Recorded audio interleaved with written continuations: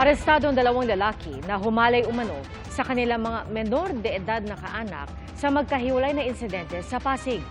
Saksi, si Emil Sumangil, exclusive. Mula Pasig, tumulak sa Daraga Albay ang mga pulis para dakpin ang lalaking ito. Naglabas ang korte ng warrant of arrest laban sa suspect dahil sa 5 counts ng statutory rape. Ang kanyang biktima ay kanyang stepdaughter na 7 years old. Pagkatapos ng insidente, nagtago siya na natuntun natin siya sa Bicol. Isa pang suspect sa hiwalay na kaso ng statutory rape ang nadakip din ng Pasig Police makaraang inguso ng kanya ring mga kaanak. Ang kanyang biktima ay kanyang kamag-anak din na minor de edad.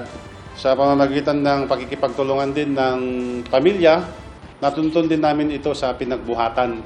Kapwa tikom ang bibig ng mga suspect.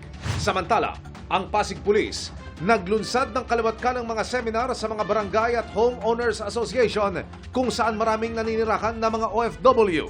Lumalabas daw kasi sa kanilang pag-aaral, batay na rin sa datos na hawak ng PNP and CRPO na mga anak ng mga OFW na naiiwan dito sa Pilipinas ang karaniwang biktima ng panggagakasa sa loob ng mga tahanan.